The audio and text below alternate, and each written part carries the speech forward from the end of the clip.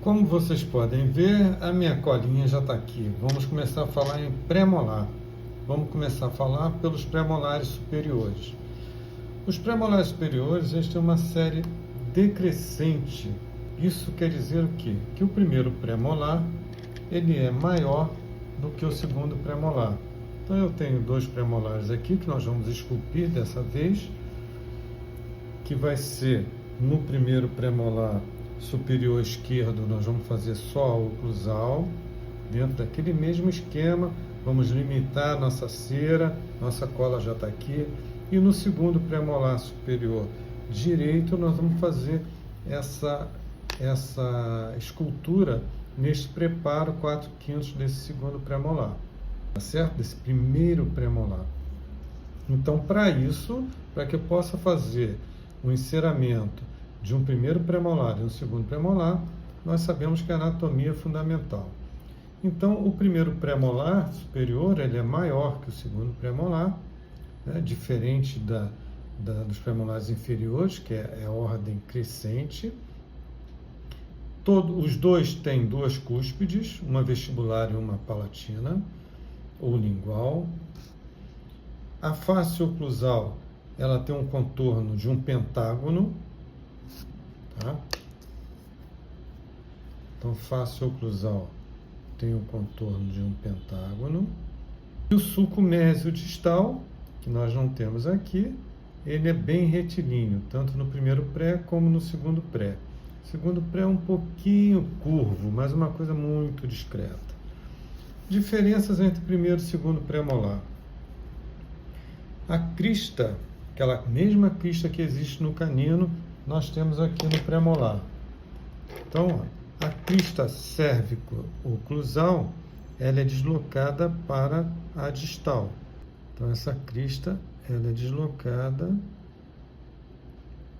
para a distal. Então, a crista cérvico-oclusal, aqui é cervical, oclusal, ela é deslocada um pouco para a distal. A oclusal tem um formato de um pentágono regular. Deixa eu voltar aqui só um pouquinho, porque no segundo premolar, essa crista ela tem uma posição mais central. E a forma da oclusal é um pentágono mais regular do que o primeiro pré. Então, o segundo premolar é um pentágono regular e o primeiro premolar, a oclusal dele tem uma forma de um pentágono irregular. No primeiro pré, a cúspide vestibular, essa que sobrou aqui nesse preparo que nós vamos fazer, ela é maior em volume e mais alta do que a lingual. Então, ela é maior e mais alta que a lingual. Já no segundo premolar, elas têm a mesma volume e a mesma altura. Isso é uma outra diferença que é bem fundamental. A cúspide vestibular é desviada para a distal, porque existe um predomínio da crista mesial sobre a distal. Então, essa crista mesial, ela é bem maior do que a distal, tá?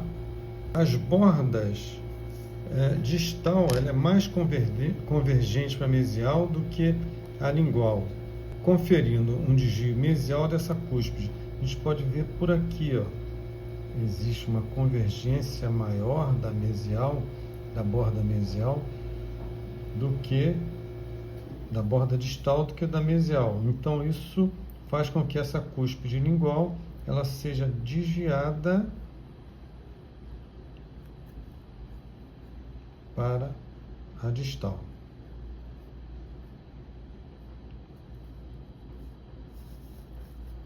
Tá certo?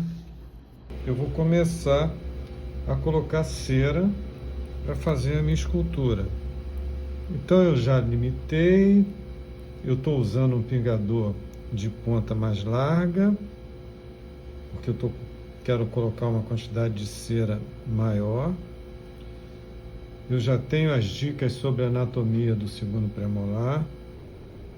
Então, nós já vimos que a cúspide vestibular e lingual, elas têm mais ou menos o mesmo tamanho e volume. Esse sulco mésio distal ele vai ficar numa posição mais central, para que eu possa dividir bem essas cúspides. Então é a mesma coisa que a gente está falando desde o início. Eu tenho que ter anatomia para que eu possa resolver os meus problemas. E aqui nós temos uma situação bem parecida quando nós fizemos uma oclusal de canino, uma restauração na palatina de um canino. Então eu posso usar a cúspide vestibular e a cúspide lingual para servir de guia para que eu faça a minha anatomia. Agora eu troquei a ponta do pingador só para que eu coloque um volume de cera em regiões que estão precisando. Então eu limpei o meu pingador, vou pegar aqui no sentido mésio-distal, dividindo bem essas cúspides, com o meu pingador morno, ele não chega a estar aquecido demais.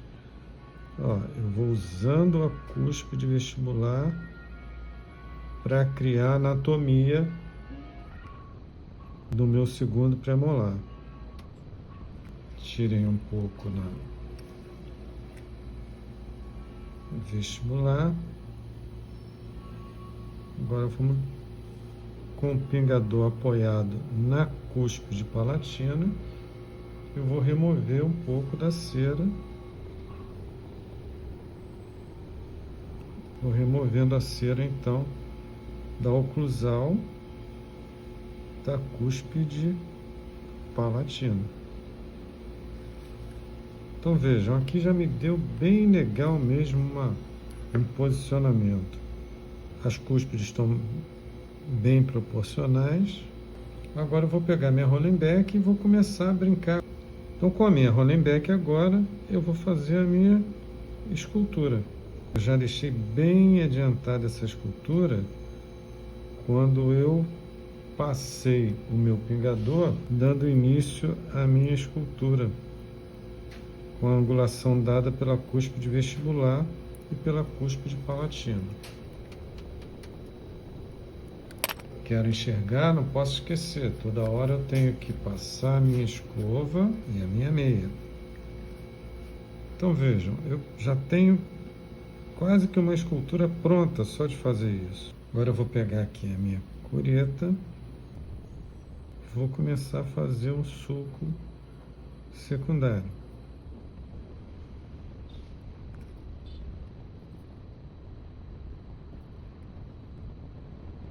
Isso é bem suave.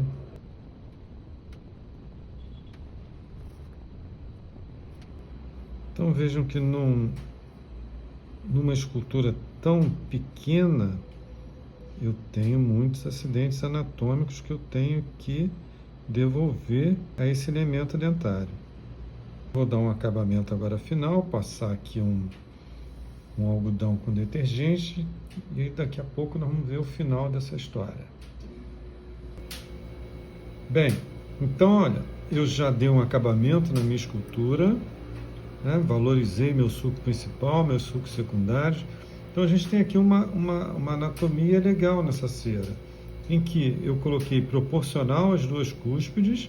Fiz isso como? Colocando a posição do sulco central certinho, dividindo essas cúspides bem iguais, a vestibular e a palatina, em volume, porque elas se equivalem, diferente do primeiro premolar, que a cúspide vestibular é bem maior. Aí esse sulco é desviado para a palatina, é o que nós vamos fazer no outro dente que nós vamos esculpir. Então está aqui a escultura pronta, com a cera bem lisa, bem polida. A cera fica brilhosa, fica bonita. Esse é o acabamento da cera que a gente quer de vocês. E vamos partir para o premolar coroa 4/5.